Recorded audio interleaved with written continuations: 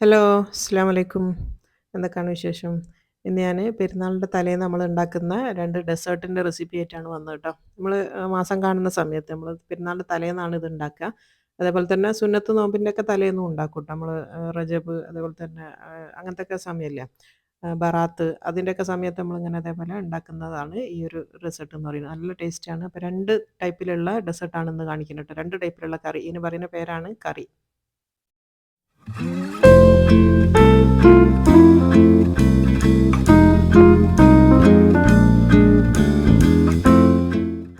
ആദ്യം നമ്മൾ ഉണ്ടാക്കാൻ വേണ്ടി പോണത് മുല്ലമുട്ട് കറിയാണ് ട്ടോ. മുല്ലമുട്ട് കറി ഞാൻ ഒരു 2 വർഷമോ 2 1/2 വർഷം മുന്നേ ഞാൻ എൻ്റെ ചാനലിൽ അപ്ലോഡ് ചെയ്ത വീഡിയോ ആണ്. അപ്പോൾ അതിന് വേണ്ടിയിട്ട് ഞാനൊരു 3/4 കപ്പ് ഒറോട്ടിപ്പൊടിയാണ് എടുത്തത് ട്ടോ. അപ്പോൾ ഒറോട്ടിപ്പൊടി എന്ന് പറയുന്നത് പുഴുങ്ങലരി പൊടി പൊടിച്ചിട്ട് വറുത്ത് വരുന്നതാണ്. ഇത് നമ്മൾ വീട്ടിൽ നിന്ന് ഉണ്ടാക്കുന്നതാണ്. പക്ഷേ അത് വാങ്ങിക്കാനും കിട്ടും. ആമീസൊക്കെ ഒറോട്ടിപ്പൊടി എന്ന് പറഞ്ഞിട്ട് വാങ്ങിക്കാൻ കിട്ടും. അഥവാ നിങ്ങൾക്ക് കിട്ടിയില്ല എന്നുണ്ടെങ്കിൽ നമ്മൾ പുഴുങ്ങലരി പൊടി ചൂടുവെള്ളത്തിൽ കുതിർത്തിയിട്ട് ഒന്ന് അരച്ചെടുത്താൽ മതി ട്ടോ.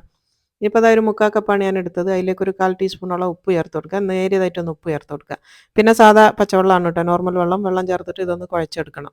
കുറേശ്ശെ കുറേശ്ശെ ചേർത്തിട്ട് ഇതൊന്ന് കുഴച്ചെടുക്കുക. ഇങ്ങനത്തെ പൊടി എന്ന് പറഞ്ഞാൽ നമുക്ക് പച്ചവെള്ളം വെച്ചിട്ട് കുഴച്ചെടുക്കാനും പറ്റും. ഇങ്ങനെ ശരിക്കും ഇങ്ങനെ കുഴച്ചെടുത്തതിൻ്റെ ശേഷം ഈ പൊടി മാത്രം വെച്ചിട്ട് ഒറോട്ടിയൊക്കെ ചുടുന്നവരുണ്ട് കേട്ടോ. ഇങ്ങനെയും ചുട്ടെടുക്കാം.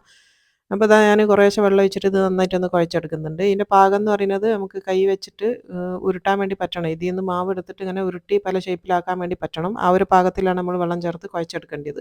അപ്പോൾ അത് നന്നായിട്ട് കുഴച്ചെടുത്തിട്ടുണ്ട്. ഇതിനൊരു പാകം കാണിച്ചു തരാം. ഇത്രയും സോഫ്റ്റ് ആയിരിക്കണം കേട്ടോ. ഭയങ്കര ഹാർഡായിട്ട് കുഴക്കരുത്. കുറച്ചൊരു സോഫ്റ്റ് ആയിട്ടാണ് കുഴച്ചെടുക്കേണ്ടത്. അപ്പോൾ നമ്മളെ മാവ് ഇവിടെ റെഡി ആയിട്ടുണ്ട്. ഇതിന് നമുക്ക് ഒരു സ്റ്റീമറിൻ്റെ തട്ട് എടുത്ത് വെക്കുക. ഏത് പാത്രത്തിലാണോ നമ്മൾ സ്റ്റീം ചെയ്യുന്നത് അതിലാണ് നമ്മൾ ഉരുട്ടിയിടേണ്ടത്. ഇതിൻ്റെ കളർ കണ്ടിട്ട് നിങ്ങൾ ഇതാവണ്ട കേട്ടോ. ഇത് ഞാൻ അടുപ്പത്ത് വെച്ചിട്ട് ഗ്രില്ലിങ്ങിന് ഉപയോഗിക്കുന്നതാണ്. അതുകൊണ്ടാണ് ഈ ഒരു കളർ വന്നത്. അപ്പോൾ അത് അതിൽ നിന്ന് കുറേശ്ശെ മാവ് എടുക്കുക. നമ്മൾ കുഴച്ച് വെച്ച മാവ് കുറേശ്ശെ എടുക്കുക. കയ്യിലൊന്ന് ചെറുതായിട്ടൊന്ന് ഗ്രീസ് ചെയ്തിട്ടുണ്ട്. എന്നിട്ട് ഇതാ നന്നായിട്ട് ചെറിയ ചെറിയ ഉരുളകളാക്കിയിട്ട് നന്നായിട്ടൊന്ന് ഉരുട്ടിയെടുക്കുക. നല്ല പാകത്തിലൊന്ന് ഉരുട്ടിയെടുക്കുക. നീളത്തിലിങ്ങനെ ഉരുട്ടിയെടുത്തിട്ട് ഇതിൻ്റെ അറ്റത്തുനിന്ന് ചെറിയ ചെറിയ ഉരുളെടുക്കുക കേട്ടോ. എത്രത്തോളം നിങ്ങൾക്ക് ചെറുതാക്കാൻ പറ്റുമോ അത്രത്തോളം നല്ലതാണ് കേട്ടോ. അപ്പോൾ 2 വിരൽ വെച്ചിട്ടാണ് ഈ മുല്ലമുട്ടിൻ്റെ ഷേപ്പ് ആക്കിയെടുക്കുക. ഇങ്ങനെ ഉരുട്ടിക്കഴിഞ്ഞാൽ ഇതൊരു മുല്ലമുട്ടിൻ്റെ ഷേപ്പിലേക്ക് വരും. അപ്പോൾ ഇത് കണ്ടല്ലോ, ഈ ഒരു രീതിയിലാണ് ഇങ്ങനെ ഉരുട്ടിയെടുക്കുക കേട്ടോ.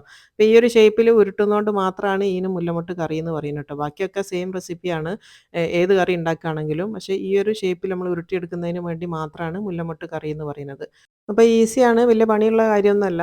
2, 3 ആളൊക്കെ വീട്ടിലുണ്ടെങ്കിൽ സുഖമാണ് കേട്ടോ. ഒരു 1/2 കപ്പ് പൊടിയൊക്കെ എടുത്ത് കഴിഞ്ഞാൽ 5 മിനിറ്റ് കൊണ്ട് ഇത് കഴിയും. ഒറ്റയ്ക്ക് ഉരുട്ടണ സമയത്ത് എന്തായാലും ഒരു 10, 15 അല്ലെങ്കിൽ 20 മിനിറ്റൊക്കെ ടൈം എടുക്കും. ഇതൊന്ന് ഉരുട്ടിയെടുക്കാൻ വേണ്ടി. ഇത് ഉരുട്ടുന്ന ഒരു പണി മാത്രമേ ഇതിനുള്ളൂ. അപ്പോൾ ഞാനിത് കംപ്ലീറ്റ് ഉരുട്ടി വെച്ചിട്ടുണ്ട്. ഫുള്ള് ആ ഒരു 3/4 കപ്പ് പൊടിൻ്റെ അളവാണിത് കേട്ടോ. 3/4 കപ്പ് പൊടി കൊണ്ട് ഞാൻ ഉണ്ടാക്കിയ മുല്ലമുട്ടാണ് നിറച്ചും എടുത്ത് വെച്ചത്. ഇതിനി നമുക്ക് സ്റ്റീം ചെയ്തിട്ട് വേവിച്ചെടുക്കുകയാണ് ചെയ്യുക കേട്ടോ. ചിലരിത് സ്റ്റീം ചെയ്യാണ്ട് ഡയറക്റ്റ് തേങ്ങാപ്പാലിലേക്ക് ഇട്ടിട്ട് വേവിക്കുന്നതും കാണലുണ്ട്. ഞാൻ സ്റ്റീം ചെയ്തിട്ടാണ് എടുക്കൽ കേട്ടോ. അപ്പോൾ അത് സ്റ്റീമറിൽ വെള്ളം തിളപ്പിക്കാൻ വേണ്ടി വെച്ചിട്ടുണ്ട്. അതിലേക്ക് ഈ മുല്ലമുട്ട് ഇറക്കി വെച്ച് കൊടുക്കുക. എന്നിട്ടിത് കവർ ചെയ്തിട്ട് ഒരു 15 മിനിറ്റ് നേരം ഇതൊന്ന് സ്റ്റീം കയറ്റി എടുത്ത് കഴിഞ്ഞാൽ നന്നായിട്ട് വെന്തിട്ടുണ്ടാവും. അപ്പോൾ ഒരു 15 മിനിറ്റ് കഴിയട്ടെ. അപ്പോഴത്തേക്ക് നമ്മളെ സാധനം ഇവിടെ റെഡിയാവും. ഇനിയിപ്പോൾ അതവിടെ സ്റ്റീം ആവുന്ന നേരം കൊണ്ട് തന്നെ നമുക്ക് അടുത്തതെന്ന് പറയുന്നത് ജീരകശാല അരിയാണ് ഞാൻ എടുത്തത്. ഇതിന് ഏറ്റവും ടേസ്റ്റ് എന്ന് പറയുന്നത് ജീരകശാല അരിയാണ്. ഒരു 1/2 കപ്പ് ഞാൻ എടുത്തിട്ട് നന്നായിട്ട് കുതിർത്തി വെച്ചതാണ്. ഇനിയിപ്പോൾ ജീരകശാല തന്നെ വേണമെന്നില്ല. നമ്മളെ സാധാരണ വൈറ്റ് ബസ്മതി റൈസ് ആയാലും മതി ട്ടോ. ബിരിയാണി ഉണ്ടാക്കുന്ന അരി ആയിരിക്കണം എന്നേ ഉള്ളൂ. വൈറ്റ് ആയിരിക്കണം അരി. പുഴുങ്ങലരി എടുക്കാൻ വേണ്ടി പാടില്ല. ഇതിനെ നന്നായിട്ട് കഴുകി ഊറ്റി കൊണ്ടുവരിക. എന്നിട്ട് മിക്സിയിലിട്ടിട്ട് വെള്ളം ഒഴിച്ചിട്ട് നന്നായിട്ട് അരച്ചെടുക്കണം. അപ്പോൾ അത് നന്നായിട്ട് കഴുകി ഊറ്റി കൊണ്ടുവന്നത് ഇതിന് മിക്സിയിലിട്ടിട്ട് നന്നായിട്ട് അരച്ചെടുക്കണം കേട്ടോ. നല്ല ഫൈൻ പേസ്റ്റായിട്ട് അരക്കണം. ഇപ്പോൾ അത് നന്നായിട്ട് അരച്ച് കൊണ്ടുവന്നിട്ടുണ്ട്. ഇതുപോലെയാണ് അരക്കേണ്ടത്. അരക്കുമ്പോൾ ശ്രദ്ധിക്കുക, ഇങ്ങനത്തെ ഫൈൻ പേസ്റ്റ് ആയിരിക്കണം. ഒരു തരി പോലും ഉണ്ടാവാൻ പാടില്ല കേട്ടോ. അരക്കുന്ന സമയത്ത് അത്രയും നല്ല പേസ്റ്റായിട്ട് അരച്ചെടുക്കണം. ഇനിയിപ്പോൾ നിങ്ങൾ മിക്സിയിൽ അരക്കുന്ന സമയത്ത് ചെറുതായിട്ടൊരു തരി എങ്ങനെ അരച്ചിട്ടുണ്ടെന്ന് തോന്നുകയാണെങ്കിൽ അരിപ്പയിൽ കൂടെ അരിച്ചെടുത്താൽ മതി കേട്ടോ. വേറെ പ്രശ്നമൊന്നുമില്ല. നന്നായിട്ടൊന്ന് അരിച്ചെടുത്താൽ മതി. ഇപ്പോൾ നമ്മൾ സ്റ്റീം ചെയ്ത മുല്ലമുട്ട് ഇവിടെ റെഡി ആയിന്. അത് നന്നായിട്ട് വെന്തിട്ടുണ്ട് കേട്ടോ. 15 മിനിറ്റിന് ശേഷം ഞാൻ തീ ഓഫ് ചെയ്ത് വെച്ചതാണ്. ഇനിയിപ്പോൾ ചെറുതായിട്ടൊന്ന് ചൂടാറിയിട്ടുണ്ട്. ഒന്ന് നന്നായിട്ട് ചൂടാറിയതിന് ശേഷം ഇത് ഓരോന്നോരോന്നായിട്ട് ഇളക്കിയെടുക്കാൻ വേണ്ടി പറ്റും. അങ്ങനെ ഒന്ന് ഇളക്കിയെടുത്തിട്ട് വേറൊരു പാത്രത്തിലേക്ക് ഇട്ട് കൊടുക്കുക കേട്ടോ. ഇതിങ്ങനെ ഓരോന്നോരോന്നായിട്ട് ഇങ്ങനെ ഇളക്കാൻ വേണ്ടി പറ്റും. ഇത് വേണ്ടില്ല, നന്നായിട്ട് ഇളക്കിയെടുക്കാൻ വേണ്ടി പറ്റും. ഇതിൻ്റെ ഷേപ്പിനാണ് നമ്മൾ ഈ ഒരു മുല്ലമുട്ട് എന്ന് പറയുന്നത്. കണ്ടാൽ നമ്മളൊരു മുല്ലമുട്ട് പോലെ ഉണ്ടാവും. ആ ഒരു ഷേപ്പിലാണ് നമ്മൾ ഇതിൻ്റെ ഒരു പേര് വരിക. ഇനിയിപ്പോൾ നമ്മൾ ഏത് പാത്രത്തിലാണോ നമ്മൾ കറി ഉണ്ടാക്കുന്നത് ആ ഒരു പാത്രം വെച്ച് കൊടുക്കുക. അതിലേക്ക് ഒരു 4 കപ്പ് തേങ്ങാപ്പാലാണ് ഞാൻ എടുക്കുന്നത് കേട്ടോ. ഒരു 4 കപ്പിൻ്റെ അളവിലാണ് പറയുന്നത്. 4 കപ്പ് തേങ്ങാപ്പാൽ എടുത്ത് വെക്കുക. എന്നിട്ട് അതാണ് ഇതിലേക്ക് ഒഴിച്ച് കൊടുക്കേണ്ടത്. അപ്പോൾ അത് 4 കപ്പ് തേങ്ങാപ്പാൽ ഒഴിച്ചിന്. പിന്നെ ആ ഒരു ജഗ്ഗിൽ കുറച്ചും കൂടെ വെള്ളം ഒഴിച്ചിട്ട് അതൊന്ന് കഴുകിയിട്ട് ഒഴിക്കുന്നുണ്ട് കേട്ടോ. ഒരു 1/2 കപ്പോളം വെള്ളം അല്ലെങ്കിൽ ഒരു 3/4 കപ്പ് വെള്ളം ഒഴിച്ചിട്ട് ഒന്ന് കഴുകിയെടുത്ത് ഇതിലേക്ക് ഒഴിച്ച് കൊടുക്കുക. 1/2 കപ്പ് തന്നെ മതി. അതും കൂടെ വെച്ചിട്ട് നന്നായിട്ടൊന്ന് മിക്സ് ചെയ്ത് കൊടുക്കുക. എന്നിട്ട് തീ കത്തിച്ച് കൊടുക്കുക. ഇതൊന്ന് ചൂടായി വരണം കേട്ടോ. ഒന്ന് ചൂടാവട്ടെ. നന്നായിട്ടൊന്ന് ചൂടാവണം. അപ്പോൾ ഇളക്കിയും കൊണ്ട് നിൽക്കണേ. അല്ലെങ്കിൽ ചിലപ്പം പിരിയാനുള്ള ചാൻസ് ഉണ്ട്. പിരിയൊന്നുമില്ല. സ്ഥിരമായിട്ട് എല്ലാവരും ഉണ്ടാക്കുന്ന സാധനം തന്നെയാണ്. പിരിയൊന്നുമില്ല. ഒന്ന് ഇളക്കി കൊടുത്താൽ മതി. അപ്പോൾ അത് നന്നായിട്ടൊന്ന് ചൂടാവുന്ന സമയത്ത് നമ്മൾ അരച്ച് വെച്ചിട്ടുള്ള നമ്മൾ ആ ഒരു അരിൻ്റെ പേസ്റ്റ് ഉണ്ടല്ലോ അത് ഇതിലേക്ക് ചേർത്ത് കൊടുക്കുക കേട്ടോ. അപ്പോൾ അരി ഞാൻ ഇതിലേക്ക് ചേർത്ത് കൊടുത്തിട്ടുണ്ട്. എന്നിട്ട് പിന്നെ അരി ചേർത്ത് കൊടുത്താൽ പിന്നെ കൈയ്യെടുക്കാണ്ട് ഇളക്കിക്കൊണ്ട് നിൽക്കണം കേട്ടോ. എന്നുവെച്ചാൽ അതിങ്ങനെ കട്ടിയായി കട്ടിയായി വരും. പിന്നെ അത് ചെയ്യേണ്ടത് മൊത്തത്തിൽ നമ്മൾ മീഡിയം തീയിലാണ് കേട്ടോ. തീ നന്ന കുറഞ്ഞു പോകാനും പാടില്ല, ഒരുപാട് കൂടി പോകാനും പാടില്ല. മീഡിയം തീയിലിട്ടിട്ട് വേണം ഇത് വേവിച്ചെടുക്കാൻ വേണ്ടിയിട്ട്. അപ്പോൾ ഈ ഒരു അരി വെന്ത് വരണമല്ലോ. അപ്പോൾ അതുകൊണ്ട് തന്നെ കുറച്ച് സമയം എടുക്കും. ഒരു മീഡിയം തീയിലിട്ടിട്ട് നന്നായിട്ട് ഉരുകണ വരെ വേവിച്ചെടുക്കുക. ഇതിപ്പോൾ കണ്ടില്ല ഇങ്ങനെ കട്ടായി കട്ടായി വരുന്നത്. അപ്പോൾ കട്ടാവാണ്ടിരിക്കാൻ വേണ്ടിയിട്ടാണ് കൈയ്യെടുക്കാണ്ട് ഇളക്കണം എന്ന് പറയുന്നത്. ഇനിയിപ്പോൾ ഇതിലേക്ക് മധുരത്തിന് ഒരു 3/4 കപ്പ് പഞ്ചസാര ചേർത്ത് കൊടുക്കുന്നുണ്ട്. പഞ്ചസാരൻ്റെ ഒക്കെ അളവ് നിങ്ങൾക്ക് കൂട്ടുകയും കുറയ്ക്കുകയും ഒക്കെ ചെയ്യാം. എത്ര വേണമെന്നുള്ള ഓരോരുത്തരുടെ ടേസ്റ്റിനനുസരിച്ച് ചേർത്ത് കൊടുത്താൽ മതി. അപ്പോൾ അത് നന്നായിട്ട് ഇളക്കി കൊണ്ട് നിൽക്കുകയാണ്. ചെറുതായിട്ടൊന്ന് കുറുകാൻ തുടങ്ങിയിട്ടുണ്ട്. ഇതിങ്ങ് കുറച്ച് ടൈം എടുക്കും കേട്ടോ. ഇങ്ങനെ കുറുകി വരാൻ വേണ്ടി ഞാൻ പിന്നെ സ്പീഡാക്കി കാണിക്കുന്നതേ ഉള്ളൂ. കട്ട് ചെയ്ത് കാണിക്കുന്നതാണ്. അപ്പോൾ അത് ചെറുതായിട്ടൊന്ന് കുറുകാൻ തുടങ്ങിയിട്ടുണ്ട്. മീഡിയം തീയിലിട്ടിട്ട് തന്നെ കുറുക്കി എടുക്കണം. തീ കൂട്ടി വെച്ചാൽ ഒരു 2-3 സെക്കൻഡ് കൊണ്ട് തന്നെ അത് കുറുകി വരും കേട്ടോ. അങ്ങനെ കൂട്ടി വെച്ച് കഴിഞ്ഞാൽ കുറുക്കി കഴിഞ്ഞാൽ അതിനൊരു പൊടിൻ്റെ ചൊയ ഉണ്ടാവും. ഇത് വെന്ത് വരില്ലല്ലോ. അപ്പോൾ അതിൻ്റെ ഒരു പൊടിൻ്റെ ചൊയ ഉണ്ടാവും. അതുകൊണ്ടാണ് മീഡിയം തീയിലിട്ടിട്ട് തന്നെ സമയം എടുത്തിട്ട് ഇത് കുറുക്കി എടുക്കണം എന്ന് പറയുന്നത്. അരി ഒന്ന് വെന്ത് വരാനുള്ള സമയം കൊടുക്കണം. അപ്പോൾ അത് നന്നായിട്ട് കുറുകിയിട്ടുണ്ട്. ഈ ഒരു പാകത്തിലാണ് നമുക്ക് വേണ്ടി കേട്ടോ. ഇതിപ്പോൾ കണ്ടില്ല നന്നായിട്ട് കുറുകി വന്നിട്ടുണ്ട്. കുറച്ച് സമയം എടുത്തിട്ടാണ് ഇത് കുറുക്കിയെടുത്തത്. ഇനിയിപ്പോൾ ഇതിലേക്ക് നമ്മൾ വേവിച്ച് വെച്ചിട്ടുള്ള നമ്മളെ മുല്ലമൊട്ടില്ലേ, ആ ഒരു മുല്ലമൊട്ട് ഇതിലേക്ക് ഇട്ട് കൊടുക്കുക. ഇതിപ്പോൾ ഓരോന്നോരോന്നായിട്ട് ഞാൻ അടർത്തിയെടുത്തതാണ്. ഇതിപ്പോൾ കണ്ടില്ലേ. ഇനിയിപ്പോൾ ഇത് മൊത്തത്തിൽ ഇതിലേക്ക് ഇട്ട് കൊടുക്കുക. എന്നിട്ട് നന്നായിട്ടൊന്ന് മിക്സ് ചെയ്ത് കൊടുക്കുക കേട്ടോ. അപ്പോൾ മുല്ലമൊട്ട് ഇട്ട് കഴിഞ്ഞാലും ഇതൊരു 5 മിനിറ്റോളം നമുക്കൊന്നും കൂടെ ഒന്ന് വേവിച്ചെടുക്കണം കേട്ടോ. ആ ഒരു മുല്ലമൊട്ടിലേക്ക് നമുക്ക് പഞ്ചസാര ഈ ഒരു ഇതൊക്കെ ഒന്ന് പിടിച്ച് വരണമല്ലോ. അപ്പം അതിന് വേണ്ടിയിട്ടാണ് നമ്മളിത് നന്നായിട്ടൊന്നും കൂടെ ഒന്ന് വേവിച്ചെടുക്കുന്നത്. അപ്പോൾ ഇത് ചേർത്തതിൻ്റെ ശേഷം നന്നായിട്ട് ഇളക്കിയും കൊണ്ടിരിക്കുക. ഒരു 5 മിനിറ്റ് നേരം ഇതൊന്നും കൂടെ ഒന്ന് വേവട്ടെ. അപ്പോഴാണ് നന്നായിട്ട് ഇതിൻ്റെ ഒരു ടേസ്റ്റൊക്കെ നന്നായിട്ടൊന്ന് പിടിച്ച് വരിക. അപ്പോൾ ചില ആൾക്കാർ ഞാൻ പറഞ്ഞത് ഇതിങ്ങനെ സ്റ്റീം ചെയ്യാണ്ട് ഡയറക്റ്റ് തേങ്ങാപ്പാൽ ഇട്ടിട്ട് വേവിക്കുന്നതിലും ഉണ്ട് കേട്ടോ. അങ്ങനെ വേവിക്കണമെങ്കിൽ വേവിക്കാം. എനിക്കിതാണ് ഇഷ്ടം. അപ്പോൾ ദാ ഒന്ന് ചെറിയ തീയിലിട്ടിട്ട് ഒരു 5 മിനിറ്റ് വേവണ വരെ ഞാൻ വെയിറ്റ് ചെയ്യുന്നുണ്ട്. 5 മിനിറ്റിന് ശേഷം പറയാട്ടോ ഇനി. അപ്പോൾ അതൊരു 5 മിനിറ്റ് കഴിഞ്ഞിട്ടുണ്ട്. നന്നായിട്ട് വെന്ത് വന്നതാണ്. ഇതിപ്പോൾ കണ്ടില്ലേ കുറച്ചും കൂടെ ഒന്ന് കട്ടിയാവുകയും ചെയ്ത് 5 മിനിറ്റിന് ശേഷം ദാ ഉള്ള പാകമാണിത്. അപ്പോൾ ഇങ്ങനെ ആയി കഴിഞ്ഞതിന് ശേഷം ഒരു 2 നേന്ത്രപ്പഴം ഞാൻ ചെറുതാക്കി മുറിച്ച് വെച്ചിരുന്നു കേട്ടോ. അതും കൂടെ ചേർത്ത് കൊടുക്കുകയാണ്. 2 നേന്ത്രപ്പഴമാണ് എടുത്തത്. അപ്പോൾ നേന്ത്രപ്പഴം എടുക്കുമ്പോൾ ശ്രദ്ധിക്കുക വല്ലാണ്ട് പഴുത്തു പോയ പഴം എടുക്കരുത്. അതുപോലെ തന്നെ നല്ല പച്ചപ്പഴവും എടുക്കരുത് കേട്ടോ. കറകുത്തുന്ന പഴവും എടുക്കരുത്. കുറച്ചധികം പഴുത്തു പോയാൽ എന്താ പ്രശ്നം എന്ന് വെച്ചാൽ ചൂടുള്ള ഇതിലേക്ക് ഇടുന്ന സമയത്ത് ഇതങ്ങ് കലങ്ങിപ്പോവും. ആ ഒരു പഴത്തിലേക്ക് ചൂട് പിടിക്കുന്ന സമയത്ത് നന്നായിട്ട് കലങ്ങിപ്പോവും. അതുകൊണ്ടാണ് അധികം പഴുത്ത പഴം എടുക്കരുത് എന്ന് പറയുന്നത്. ഇനിയിപ്പോൾ അത് 1 ടീസ്പൂൺ നമ്മൾ ഏലക്കായൻ്റെ പൊടിയും കൂടെ ചേർത്തതിന് 1/2 ടീസ്പൂൺ ഉപ്പും കൂടെ ചേർത്ത് കൊടുക്കുക കേട്ടോ. ഉപ്പ് ചേർക്കൽ നിർബന്ധമാണ്. അതിനൊരു ടേസ്റ്റ് ബാലൻസ് ആവാൻ ഉപ്പ് ചേർത്ത് കൊടുക്കണം. ഇനിയിപ്പോൾ ഒരു 1/2 കപ്പ് നല്ല കട്ടിയുള്ള തേങ്ങാപ്പാലും കൂടെ ചേർത്ത് കൊടുത്തിട്ടുണ്ട്. ഇനിയിപ്പോൾ അതെല്ലാം കൂടെ ഒന്ന് മിക്സ് ചെയ്ത് കൊടുക്കുക കേട്ടോ. ലാസ്റ്റാണ് നമ്മൾ കട്ടിയുള്ള തേങ്ങാപ്പാൽ കുറച്ച് ചേർത്ത് കൊടുത്തത്. എന്നിട്ട് നന്നായിട്ടൊന്ന് മിക്സ് ചെയ്ത് കൊടുക്കുക. ഒന്ന് തിള വരട്ടെ കേട്ടോ. ഒന്ന് തിള വന്നു കഴിഞ്ഞാൽ നമുക്ക് തീ ഓഫ് ചെയ്താൽ മതി. ലാസ്റ്റ് തേങ്ങാപ്പാൽ വെച്ചതിന് ശേഷം ഒരുപാട് ഇട്ട് തിളക്കേണ്ടില്ല. ഒന്ന് നന്നായിട്ടൊന്ന് തിള വന്നു കഴിഞ്ഞാൽ നമുക്ക് തീ ഓഫ് ചെയ്താൽ നമ്മൾ കറി ഇവിടെ റെഡിയാവും. ഈ സമയത്ത് നിങ്ങൾക്ക് ഇപ്പം നോമ്പായതുകൊണ്ട് ഞാൻ ടേസ്റ്റ് ചെയ്യുന്നില്ല. നിങ്ങൾ ടേസ്റ്റ് ചെയ്ത് നോക്കിയിട്ട് ഉപ്പും മധുരമൊക്കെ റെഡിയല്ലേ എന്നുള്ള ഒന്ന് ടേസ്റ്റ് ചെയ്ത് നോക്കിയാൽ മതി കേട്ടോ. അടിപൊളിയായിട്ടുള്ളൊരു കറിയാണിത്. ഇതിൻ്റെ പേരാണ് മുല്ലമൊട്ട് കറി. അപ്പോൾ എൻ്റെ പേഴ്സണൽ ഇത് പറയുകയാണെങ്കിൽ എനിക്ക് സുറായൊക്കെ കറീനെക്കാട്ടിലും ഇഷ്ടം ഇങ്ങനത്തെ അരിൻ്റെ പിടി വെച്ചിട്ടുള്ള ഇങ്ങനത്തെ കറികളാണ് കേട്ടോ. ഈ ഒരു ഷേപ്പ് മാറുന്നതിനനുസരിച്ച് ഇതിൻ്റെ പേരും മാറും.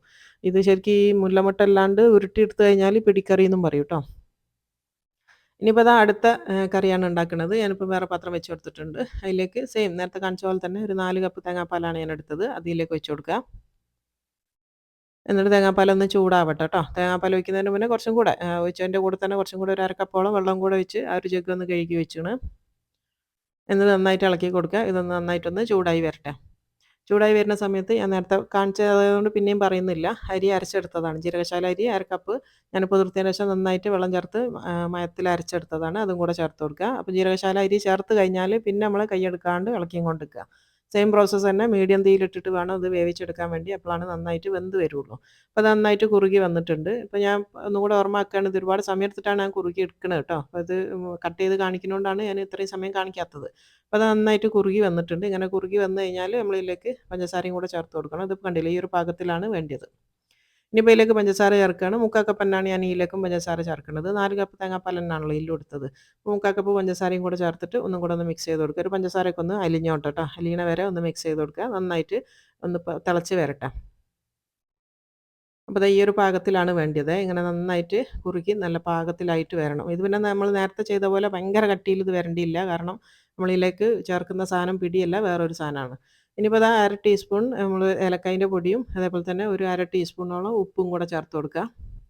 പിന്നെ നേരത്തെ പറഞ്ഞ പോലെ തന്നെ ലാസ്റ്റ് ആയതുകൊണ്ട് ഒരു 1/2 കപ്പ് നല്ല കട്ടിയുള്ള തേങ്ങാപ്പാലും കൂടെ ചേർത്ത് കൊടുക്കണം. നന്നായിട്ടൊന്ന് മിക്സ് ചെയ്ത് കൊടുക്കുക. ഏലക്കായൊക്കെ നല്ലോണം വേണം. എന്നാലാണ് നല്ലൊരു ഫ്ലേവർ വരുള്ളൂ ട്ടോ. ഇനിയിപ്പോൾ 1/2 കപ്പ് നല്ല കട്ടിയുള്ള തേങ്ങാപ്പാലും കൂടെ ചേർത്ത് കൊടുക്കുന്നുണ്ട്.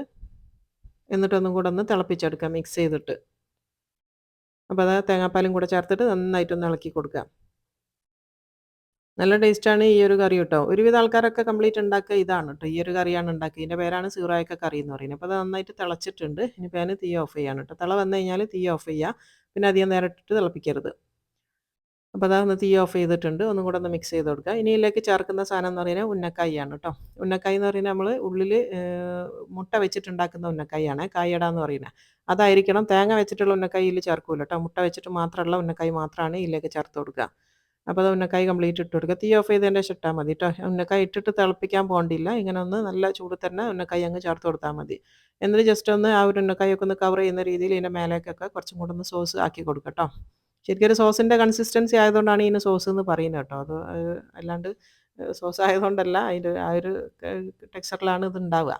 അപ്പോൾ അത് നന്നായിട്ട് അതൊന്ന് കവർ ചെയ്ത് കൊടുത്തിട്ടുണ്ട്. ഇനി ഒരു 10 മിനിറ്റ് നേരം ഇതൊന്ന് മൂടി വെച്ച് കഴിയുമ്പോഴത്തേക്ക് നമ്മളതിൽ ചേർത്ത ഉന്നക്കായൊക്കെ നന്നായിട്ടൊന്ന് ചൂടായിട്ടുണ്ടാവും. ജസ്റ്റ് ഒന്ന് ചൂടായാൽ മാത്രം മതി.